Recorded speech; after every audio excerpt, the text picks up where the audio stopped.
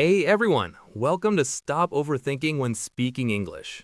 It's brilliant to have you join us today as we dive into a really common challenge for English learners, the tendency to overthink every single word.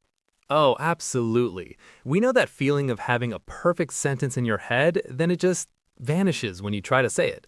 Or maybe you're stuck worrying about grammar, pronunciation, or just sounding wrong.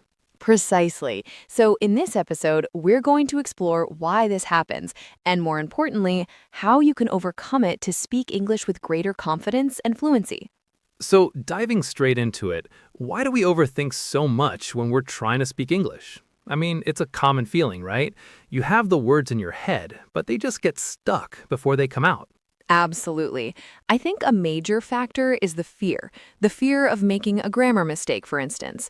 Intermediate learners, especially, are often aware of the rules and want to apply them perfectly, but that pursuit of perfection can actually halt conversation. Oh, totally. It's like you're trying to conjugate a verb in your head or remember the exact preposition. And by the time you figure it out, the moment to speak has passed, or you just stay silent.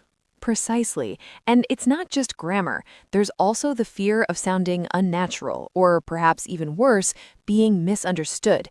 You might be forming a sentence in your mind, then you question if it's idiomatic enough or if your accent will obscure your meaning. Yes, the will they get what I'm saying thought loop is real. You try to translate directly from your native language, then second guess yourself thinking, does that even make sense in English? It's exhausting. It really is. This perfectionism, while stemming from a desire to speak well, often becomes a significant barrier to fluent communication. Okay, so we've talked about why we overthink. Now let's flip the script a little. How about we embrace what I like to call the good enough mindset? I like that, the good enough mindset.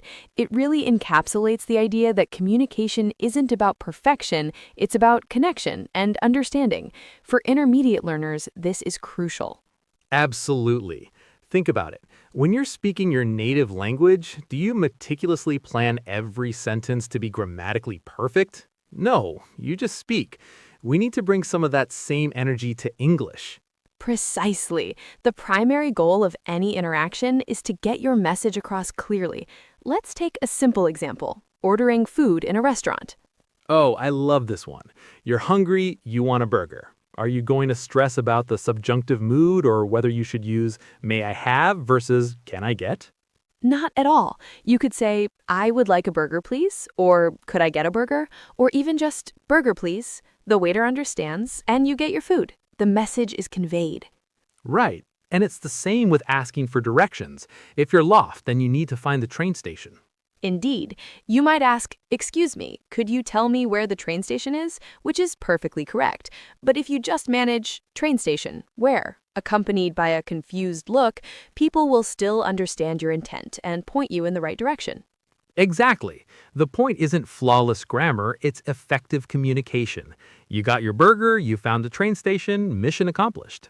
That's the core of the good enough mindset. Focus on being understood and let go of the pressure to be absolutely perfect. So, our first practical tip for overthinking is to prioritize fluency over accuracy.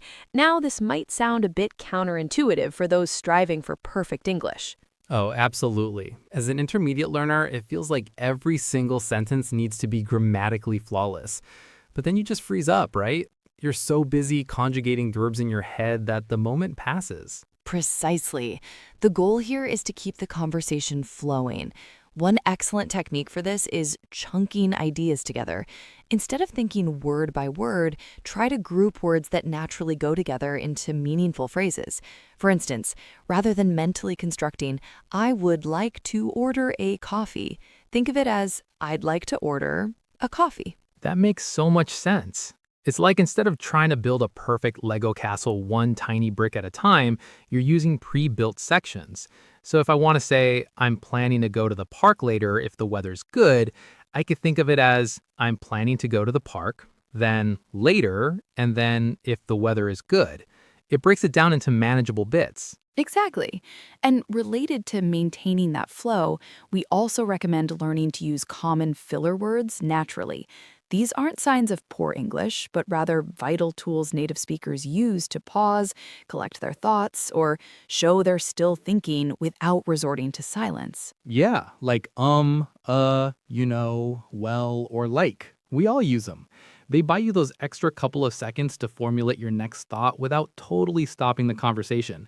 It makes you sound so much more natural, even if you're still mentally juggling some grammar. Right. It's about sounding human and connected rather than a robot delivering perfectly constructed but hesitant sentences. These small techniques allow you to bridge gaps and maintain the rhythm of a natural English conversation, giving you the confidence to speak more spontaneously. Okay, so we've talked about fluency over accuracy, which is huge, but what about when we do make mistakes? Because let's be real, they're gonna happen, especially when we're trying to speak more spontaneously. Absolutely. And that leads us perfectly into our second tip: learn from mistakes and practice regularly. This is where many intermediate learners get stuck, isn't it? They fear making an error, so they avoid speaking altogether. But mistakes aren't failures, they're data points. They show you exactly where you need to focus your attention next. I love that. Data points. That's such a helpful way to think about it instead of feeling like you just messed up. It's a clue. So, how can our listeners actively learn from these data points without getting discouraged? One highly effective method is to record yourself speaking. It might feel a bit strange at first, but listen back to your own voice. You'll often catch grammar points or pronunciation issues that you didn't notice in the moment. You can then make a note of those specific areas and consciously work on them. It's like being your own personal coach. That's brilliant. I mean, who hasn't heard their own voice on a recording and thought, is that really me? But seriously, it's such good feedback. And beyond recording, what about interacting with others? Indeed, finding conversation partners is invaluable. This could be a language exchange partner, a tutor, or even just friends who are also learning English. The key is to create a safe space where you feel comfortable making those mistakes. When you have a genuine conversation, you're not just practicing grammar, you're practicing real time communication, listening, and responding. Consistent effort, even in small doses, leads to significant improvement over time. It's about building a habit, isn't it? So, to wrap things up today, we really want to emphasize that your journey to confident English speaking isn't about perfection, it's about progress and connection. Absolutely. Remember those three core ideas we've touched upon. First, always prioritize effective communication over flawless grammar. Getting your message across, even imperfectly, is far more valuable than staying silent. Exactly. And second, embrace imperfection. Let go of that fear of making mistakes because every slip up is a stepping stone. It means you're trying, and that's the most important part. Think of it as data for learning. Precisely. And finally, the importance of consistent practice. It's not about having one perfect conversation, but about having many, many attempts. Regular exposure and use will naturally build your confidence and fluency. So, next time you're about to speak English, try to catch yourself before you spiral into overthinking. Focus on what you want to say, not how perfectly you'll say it. And know that with every conversation, every interaction, your confidence will grow. It's a muscle you need to exercise. We hope these tips help you stop overthinking and start speaking with more confidence. Keep practicing. You've got this.